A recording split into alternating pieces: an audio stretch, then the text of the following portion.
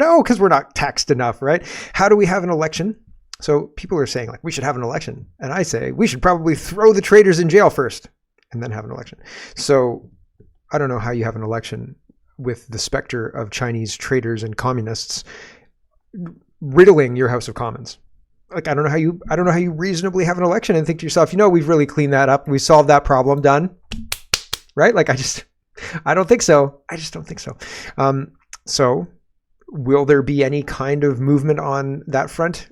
Not really. Like we may change the players in the stage play that we're watching, but what's happening on the stage is going to stay the same thing. 2030 agenda, communist, and replacement invasion agenda ongoing. Like, unfortunately, I hope I'm wrong. I really hope I'm wrong. Bernier weighs in on the Coutts travesty of justice. And where's Danielle Smith? Apparently it's illegal to comment on the Coutts case, but it's not illegal to comment on drugs. We'll look at Danielle Smith's lack of ability to weigh in on this travesty of justice in her province. And old Yellow Teeth is back. Good old Yellow Teeth. Mark Carney is back. And so he's campaigning for Liberal leadership. He's being backdoored into the Liberal Party, backdoored into government by the Liberal Party through the Liberal Party. So the government's not hiring him.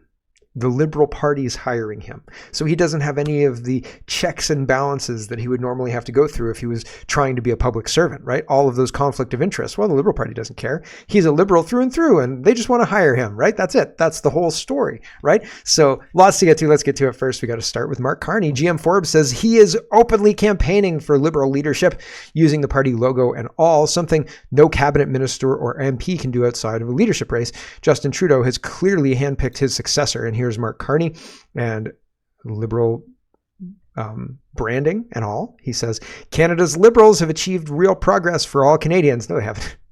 With a winning growth plan, we can build the strongest economy in the G7 and an even better future for all. They've destroyed, like Mark Carney, after, I don't know when he stopped being, after Brexit. After Brexit, he stopped being the Bank of England head, right? So are those two things connected, related? Probably. Seems like that. And now he's getting into the Liberal Party, right? And getting around all the conflict of interests and able to campaign for leadership.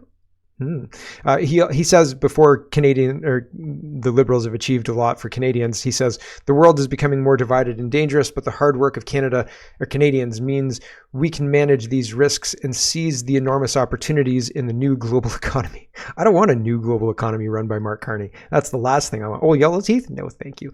Here is what he would do if given the chance to run the global economy. He'd give all the money to China.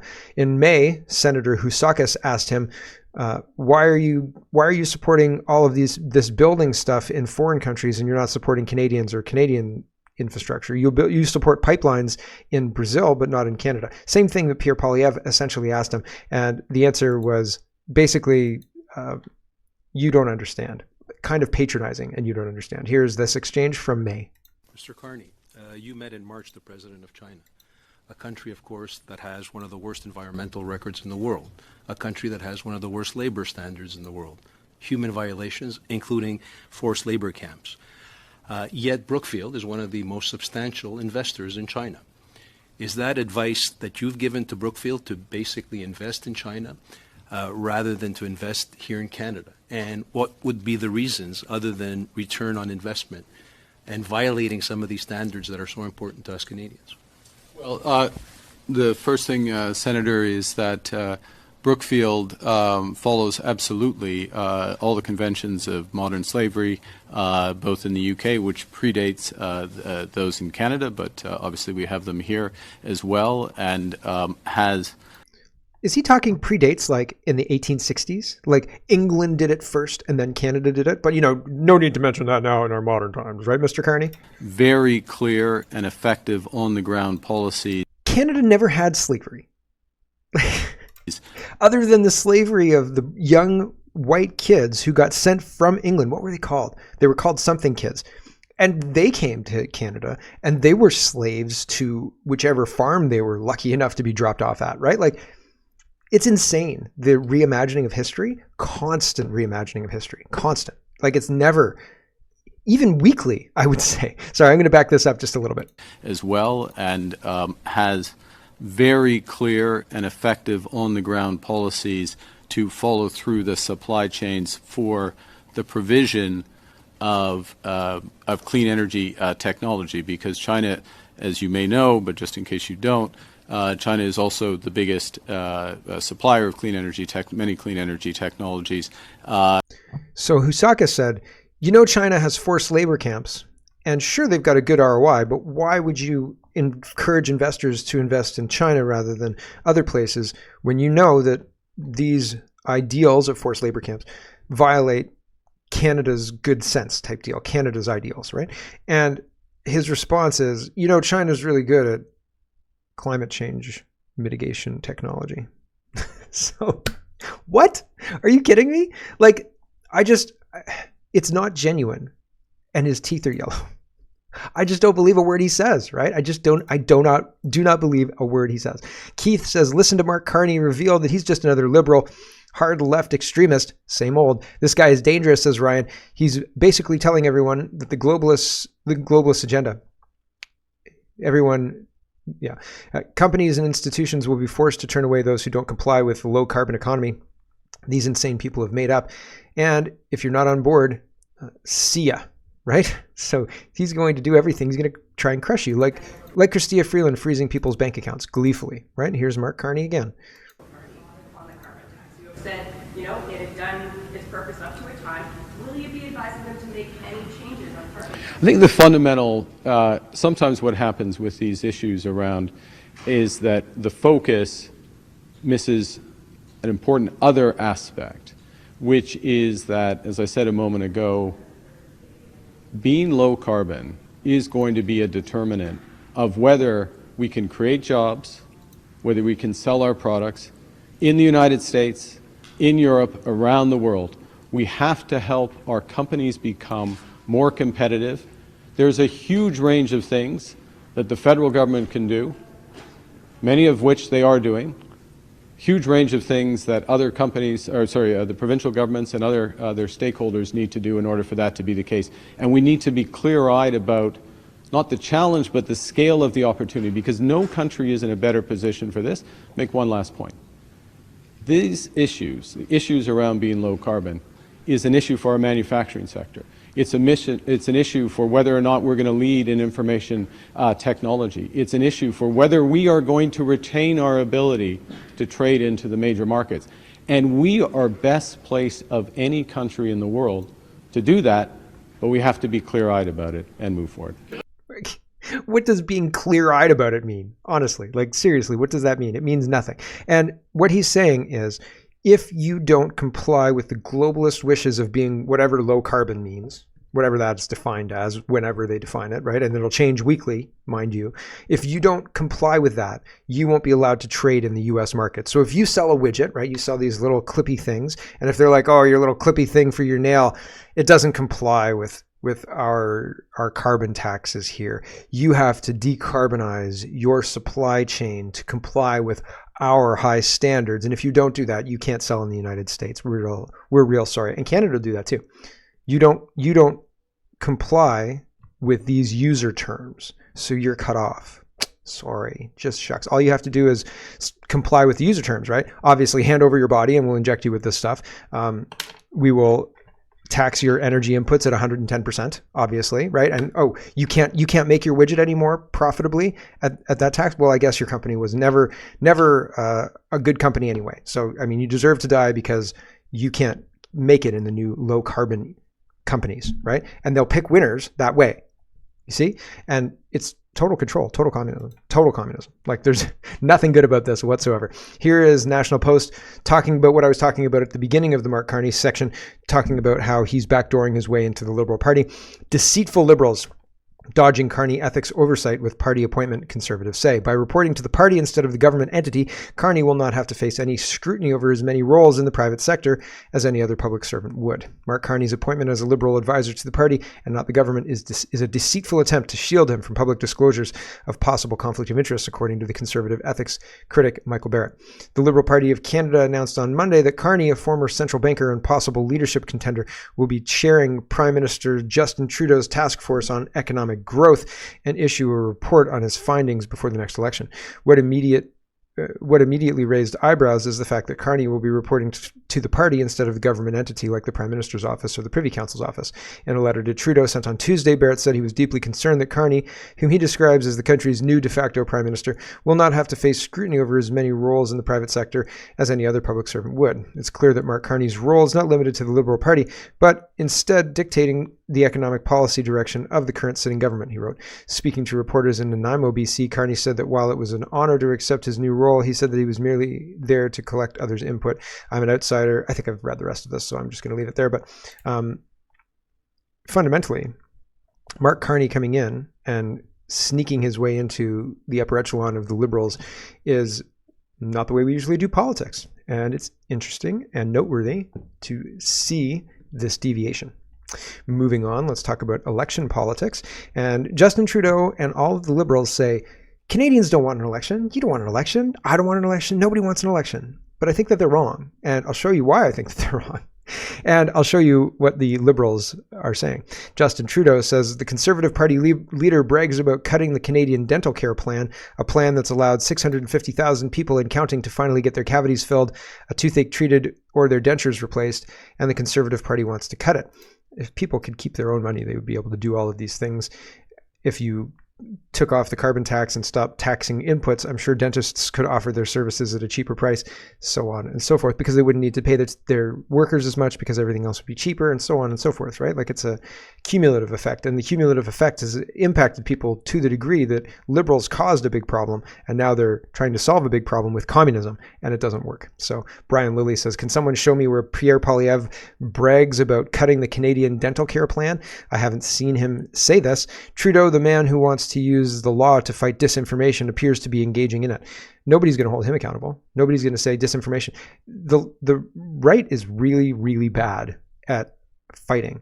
The left seems to be really good at labeling the right anything, really. Like, they can say, you're X, you're Y, you're a racist, you're a bigot, you're this or that. They can engage in killing babies, and the right is worried about how it's going to sound when they accuse people of killing babies. Like, it's such a weird thing to experience. Like, oh, we're armed to the teeth with things we could attack them with, but we can't figure out how to say it right, so I guess we won't say anything at all. Trump says I lost the 2020 election?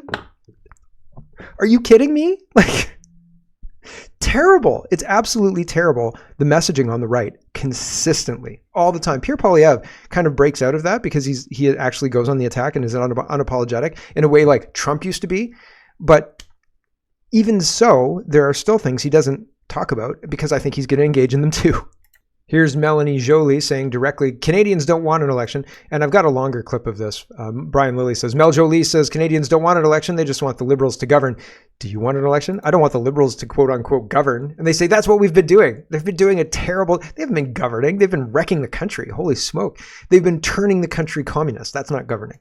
Canadians don't want elections. I think that's too fast, but maybe I'm wrong. Oh, I'm wrong. Okay, so she says Canadians don't want elections. It's too quiet, though, so I got to turn that up a little bit. It's still 9. Okay, here we go.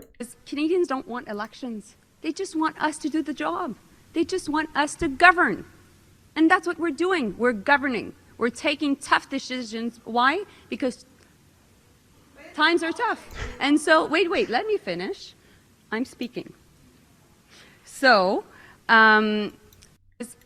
she's channeling Kamala Harris there, and people pick up on that. So just very tightly, she says Canadians don't want an election. They want us to govern.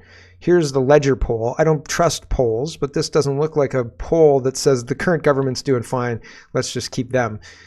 Tokyo Rosie says, what kind of special moron would look at these poll numbers and say Canadians don't want elections, they want us to govern? Conservatives get 243 seats, a supermajority. The Bloc Québécois appears to be the official opposition with 40 seats. The Liberals get 40 seats. The NDP get 18 seats. The Green get 2 seats, and PPC get 0 seats. And I can't imagine the Greens getting 2 seats. That seems insane. Do people still buy this climate change nonsense, even after COVID? People are broken. Wow. Here's Justin Trudeau saying some people want to play politics like the NDP, and the Liberals are focused on governing. Again, same kind of rhetoric. Nobody wants an election. We're doing a great job. And they're not. So here we go. We're focused on delivering for Canadians. A big announcement on school foods. We got more work to do in creating $10 a day childcare spaces across the country, moving forward on insulin, pharmacare. These are things that matter for Canadians. We're going to stay focused on those. Hopefully the NDP will continue to try and deliver for Canadians. Right now they're focused on politics. We're focused on Canadians. No questions, he walks away, right? She's looking, I haven't seen Rosie in a while, but she seems bigger than the last time I saw her. Is that stress eating? Is that just age? I don't know. Anyway, regardless, not trying to fat shame. I'm just trying to say you got to take care of yourself, man. Excess weight turns into major health problems like later. Like if you're overweight in your 40s and overweight in your 50s, then your 60s are not going to be a picnic, right? Like I'm working now. Sure, I eat chocolate cereal and M&Ms, but I'm working now so that when I'm old, I don't have a nightmare to contend with. You know what I mean? A nightmare of health issues and all the rest of it. So like I try and do the hard stuff now so that later on things are a little easier for me. I don't know, maybe it's a bad strategy, but like my strategy is not eat everything, destroy my body now, screw future Mark. Future Mark's on his own. Like, I don't know. I don't think that's a good idea. Okay, here is Mel Jolie. This is 20 seconds. I think I actually just played this one. I'll play the longer version. Here is 24 seconds. And this is cut with Kamala Harris, the whole I'm speaking. Why is she channeling Kamala Harris? Here we go. This summer was Canadians don't want elections. They just want us to do the job. They just want us to govern. And that's what we're doing. We're governing. We're taking tough decisions. Why? Because times are tough. And so, wait, let me finish. I'm speaking. I'm speaking. I'm speaking. So, same thing. So weird, right? It's so weird. And the idea that that's a good comeback, and also the nodding is kind of weird. Like, is she getting caught up with the language stuff? Is she getting caught up because she doesn't know what to say? She doesn't seem confident. She doesn't seem like she's like, yeah, we're definitely doing the right thing here. She seems like she's maybe second guessing herself and not able to put up a coherent thought. Here we go. It's your own caucus that you guys can still win. Alexander Mendez said yesterday, you can't win in the next election with Justice Trudeau off the tip. I mean, before you convince Canadians, don't you have to convince people inside? well, of course, and we're doing that. So what's the message? What do you say to them to convince them that the polls are not what they are, or that they're so changeable? You know, Mariki, what I heard this summer was Canadians don't want elections. They just want us to do the job. They just want us to govern. And that's what we're doing. We're governing. We're taking tough decisions. Why? Because times are tough. And so, wait, let me finish. I'm speaking. So, the reality is like I said in French, is we know that cost of living is too expensive, that people are frustrated with it. So what do? We do everything to reduce the cost of things and services. So that's why we have dental care. That's why we're working on a Medicare plan. That's why we have also affordable housing. And that's also why we're really working on childcare. These are all things that the Dental, healthcare, Medicare, childcare, and housing? What? All of those things are a disaster. Healthcare is provincial. Dental is personal, private clinics. And the government's just giving all this money to dentists, and it doesn't actually do the job that it says. That's not bringing the cost of anything down. That's socialism. Like, you're just advocating for communism. That doesn't work. That doesn't work. She continues.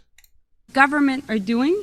And good news, we have new people now that will be there to help us to make sure. She's talking about Mark Carney. Good news, we don't know what we're doing, so we brought somebody else in who might know what he's doing, and that's probably going to help things too. Nonsense. What absolute nonsense. Here's, he looks like B.O. smells Mark Holland, and he's the Minister of Health, and he thinks he's done an excellent job on healthcare. The Liberal Party continues to be the most out of touch in the history of politics. So they're all saying this. These are all upper echelon ministers. Here we go. One of your colleagues, Julie Dershowitz, told CTV this weekend, quote, "We're worried, given the end of the deal with the NDP, given the resignation of your campaign director, and given public opinion polls. Are you worried?" No, I'm not. I think that my focus is on the business of being Canada's health minister, and I think if I were asking you this a year ago, I would totally understand where you're coming from. There was not a persistently wide gap between your party and the Tories. It was not as sustained, not nearly as sustained as it has been over the last 8 months. My guess is that's what's informing Ms. Dershowitz's comments, right, about her worry, is that this isn't the normal up and down. It's been like that for a while. And it also leads me to wonder or sort of assume that Canadians, even though you're governing, don't feel that that governing is effective. Is that fair? Well, no. I when people take a look at it, who would Canada trade its place with? Canada is in a very difficult global time, doing very well. Do you take your point about, focus? I'll leave it there. I think it's interesting, the proposition of like, who would you trade places with? And the fact is, I would scrap all of the governments across the world and then put random people in, and it would probably do a lot better than these entrenched bureaucrat communist globalists. Like, I would not trade anything. I would lock up the governing bureaucratic class and then put in transparency and checks and balances. Transparency being the check and balance. Like, I don't want a police force necessarily that's investigating, because then you can take that police force and weaponize it against your opponents, right? Easy to do, right? I want a police force that has the power to arrest, like an MPs in JAG, right? But the investigations are fully public. You have a bounty. If somebody creates, if somebody breaks the law, then everything is out. Everything is open, right? After 5 days or something like that, your email is published automatically. The whole server is searchable. And that happens automatically. Like, that's how government should be. You have an email, you have a stakeholder that you're emailing with, or staff or somebody else that you're emailing with to get a job done, then those emails become public, right? And if there's a reason that those shouldn't become public, then there should be a subgroup of people who are vetted, who are public, who are just citizens, who are not entrenched or beholden to any political party, who then get to check that, who have to look at that. But I can't think of, there's a lot of faux reasons to have lots of closed off closed off communications and all the rest of it. But when you work for the public, when you work for using public money and you work directly for the public in a public role, you don't have an expectation of privacy. And like, the idea that, well, we're negotiating with this group of people and we need to have this thing done. Okay, when the negotiation's done, everything's public. As soon as it's done, as soon as it's signed, contract's done, public, done.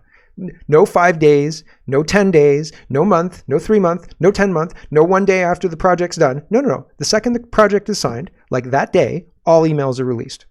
Done. No problems. Everybody knows everybody knows who was paid what. Everybody knows, et cetera, and all of the bids get opened up. All of them get public. Oh, lots of fun, right? We wouldn't need a military police or anything like that. If you broke the law, it would be freaking obvious. And there'd be 10 or 12 people who said, listen, I've been watching this since the start. I'm a stakeholder in this and you broke the law. Here's how you broke the law. It'll keep people honest, right? No, I don't want to trade places with anybody. I want to bring down the cabal of evil communists, globalist communists. There was another word they used for that in the Second World War. I can't remember what it was. Globalist something. Global something or other. It's just on the tip of my tongue. I can't remember. I can't figure out why I can't say it, but something, or it's rolling around in there. Global something. Same damn thing. I want to get rid of the coordinated group of people who are obviously trying to take down the West by making it not productive and destroying our economy. That's what I want. I don't want to trade places with anybody, Mark. I want you to go into jail. Gov.exe says, Justin Trudeau says, I'm not focused on politics. Mark Holland, Canadians don't want an election. Christia Freeland, we listen to Canadians and they need more help. Mel Jolie, Canadians don't want an election. It's fair to assume now that we know the names of at least 4 of the Chinese communist traitors. Yeah. And I think that we can infer a lot more of the traitors as well. Freeland says, we're taking further action to protect Canadian workers, businesses, and industries. Canada is building a strong manufacturing sector, and we will always stand up against unfair trade practices and put Canadian workers first. If they're going to stand up against unfair trade practices, they're going to also say, if you use too much carbon, we're not going to be allow you to sell your product in Canada. And if you think that I'm like overstating this, Christia Freeland froze bank accounts without charge or conviction of innocent Canadian people who were using their charter rights to tell this government, this globalist communist government, to F off. That's what she did. So I don't believe a word she says. Not at all. Gov.exe again says maybe instead of trying our elected officials for treason, we should just charge them with mischief. That seems to be a pretty serious crime in Canada these days. So he's talking about the Coutts sentencing, and maybe we're aiming too high. Mischief has a real high bar, but excuse me, not mischief. Treason has a real high bar, but mischief, man, we can get them in court tomorrow. And, put them in jail for 6 years, and then we'll figure things out. Danielle Smith is able to comment on this case, but not the Coutts case. What's your game, Danielle Smith? I don't get it. Are you Jason Kenney's proxy? I don't understand. Danielle Smith says Canada's justice system is clearly broken, and she's not talking about the Coutts boys. 27,000 fentanyl pills were being allegedly transported to Calgary from BC destined to steal away our loved ones and tragically end lives. A judge threw the case out due to unreasonable search, as the dog only partially sat, and you can't even see it. It's on the side of the car. And so Danielle Smith can talk about this case, but she can't talk about the Coutts guys? She can't do a damn thing about them? She can't do anything about Arthur Pulowski? Color me skeptical. Sheldon says, do you feel safer with the Coutts 2 locked up for 6 years with this guy being let free? And Eva says, as the Premier said, Canada's justice system is clearly broken, and not just in the cases she chooses to speak publicly about. Yeah, she's a dismal disaster. I'm sorry. I'm sorry that Alberta is saddled with politicians who continually break promises and don't do what they said they were going to do. And Canada's and I mean, really, the Western world at this point in time is afflicted with the same thing. But it's awful because these people get in lying to us, and then we can't get them out, and they continue to lie to us for years and years and years while people rot in jail. Innocent people rot in jail. Maxime Bernier is responding to the Coutts guys. Stiff sentences, jail terms handed down to Coutts 2, Carbe and Olenek 6.5 years apiece. There are violent criminals who get bail and are allowed to go free and continue to commit crimes. These peaceful men are being persecuted and kept in jail for years to justify Trudeau's unconstitutional invoking of the Emergencies Act. This is a complete travesty of justice. Sure is. Absolutely. And son of Spooner says Pierre Poilievre has yet to advocate for the Coutts men or anybody else caught up in the convoy fracas. So do you think that Pierre Poilievre will say a damn word about anything if he becomes prime minister tomorrow? Magic wand, Pierre Poilievre's prime minister tomorrow. Are these guys getting out of jail? Danielle Smith can't even bring herself to tweet about it. Right? So I'm not holding my breath for that, unfortunately. I hope I'm wrong. I hope the guys are let out ASAP, but holy smoke. It seems like a weaponized judiciary and jailing your political opponents. It sounds like everything they said Donald Trump was going to do has been done by Danielle Smith, by this current federal government, the courts in Alberta. And I'm talking federally more Chris Barber and Tamara Litch. But Alberta, those Coutts guys, it makes no sense. The law is corrupt, totally corrupted in this country. Let's move on a little. How you could reasonably do this. I wanted to show you the cats thing because it's so funny. And like, I know that we have to talk about the debate later in the show, but this is ridiculous. So Donald Trump is putting out memes like this with cats and ducks because Haitian migrants are kidnapping and eating cats and ducks. Not just Haitian migrants, mind you, but mainly Haitian migrants and mainly in Ohio. I've seen, and I'm going to show you a video of a cop coming up and asking a woman, did you eat that cat? And then they call the animal control to come and take away the dead cat. And the whole thing about this is they're trying to split reality. So like they're trying to make the claim that if you believe that this happened, you're believing this information. But the reality is this did happen, and it's really bad for the United States immigration policy. Are things like this happening here? Oh yeah. We had a couple of years ago, we had people in Brampton slaughtering a goat in the backyard. Like, I don't know if it was for cultural tradition or something like that, or what they were doing, but we've had an honor killing in a park. Like these things, and I mean, like the honor killing is not exactly the same as kidnapping a swan and killing it and eating it, right? They're different. But I'm saying these cultural practices, these barbaric cultural practices, to echo Stephen Harper, are here. And now that they're here, the powers that be don't want you to know that they're here. And these memes are hilarious. They're absolutely hilarious. Like, they're so funny. It's not even, I mean, it's so funny. And there are more, right? Here's the Trump one. Here's another one. Trump's got 2 cats being chased by Haitian migrants, I guess, with their shirts off, and he's running through the forest, right? Here's another one. Trump, he's got a duck and a cat on his shoulder, and he's like chest deep in swamp water, right? Like Donald Trump is the only presidential candidate dedicated to defending America's animals from illegal alien invaders. So the memes are amazing. This one's probably the weakest of all the memes, but it's still pretty good.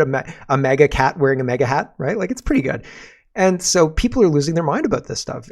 Ian says Donald Trump just posted this, and here's Eric Trump posting the same meme. It's the cat. It's like, that's a Maine Coon, right? Like, it's a big cat. So, and there's ducks, and there's all these cats, and there's all these ducks, and it's ridiculous. Here's the video that I promised you. The police officer saying, "Did you eat that cat?" Open your mouth. Here we go. What did you do? Why'd you kill the cat? Smile for me. Smile with your teeth. Go like this. Did you eat that cat? Did you eat it? No, why'd you kill it? Did you guys see all this? No, we pulled up and she was just laying there with him. Did you see her eating it? Eating it. She was eating it? Yeah, she was. You call the Humane Society, see if they'll come pick this cat up. It's deceased. Okay. You saw that, right?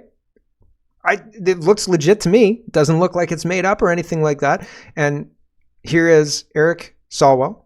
Wasn't he banging Fang Fang? Chinese spy, right? Right? That's the same guy. Here he is. He's losing his mind about this. Here's another Trump meme. Right? It's pretty funny. It's pretty good. Trump has got a cat and a duck. Okay. Here's Eric Swalwell. What in the hell is this? The chairman tweets, "Protect our ducks and kittens in Ohio," because he goes down some crazy rabbit hole, completely debunked that aliens are eating pets. My God, are you okay, Mr. Chairman? Because last year, for a very long time, you tweeted and promoted Kanye West as he was calling for genocide against the Jews, and you kept it up. And now, when we have victims coming here, you're tweeting this nonsense. I don't know why you would do this. I hope you're okay. I don't know if the aliens who are eating your ducks are in the room with us right now, but Mr. Chairman, this is a serious issue. These people have loved ones who have been lost, and you tweeted this. Okay, so they're trying to, this is a brand new reality, right? They're trying, and this is why I was going to go right into the debate, but we're going to come back to Canada. Maybe we should just go right into the debate and we'll come back to Canada after. I don't know. We'll see. This is during the debate. Okay. You saw this. We watched this video where he's like, "Did you eat that cat?" And she didn't say anything. And the people were like, we pulled up and she was eating it. Like, okay, one video, but I've seen multiple other stories, and I showed them to you yesterday of the swan being kidnapped and eaten, other pets and other things being strung up in trees, etc., etc., and they're trying to say this is not happening. Here we go. Verify here. You bring up Springfield, Ohio, and ABC News did reach out to the city manager there. He told us there have been no credible reports of specific claims of pets being harmed, injured, or abused by individuals within the immigrant community. Well, I've seen people on television. Let me just say here, this is the people on television say my dog was taken and used for food. So maybe he said that, and maybe that's a good thing to say for a city manager. I'm not taking this from but television. But the people I'm on taking it from television the city saying their manager. dog was eaten by the people that went there. Verify here. You bring up Springfield, Ohio. Fact check, sir. Sorry about that. X videos do not. They're not the city manager. So the city manager says he hasn't heard anything about that. Right. There you go. Right. I'm sure. And I've seen other pickups of people calling the police in Ohio, and the police say no crime has been committed. We're not going to write a report. So they're trying to undermine them. Hello everyone, thanks very much for watching. This is just a short version of a longer show. If you'd like to get the whole show, you can go over to canadapoly.com and sign up for a subscription. Just look in the drop-down tab for Shop and Donate and look for subscriptions, and you'll get immediate access to the full show. Love to see you. Thanks for watching, everybody. Have a wonderful, wonderful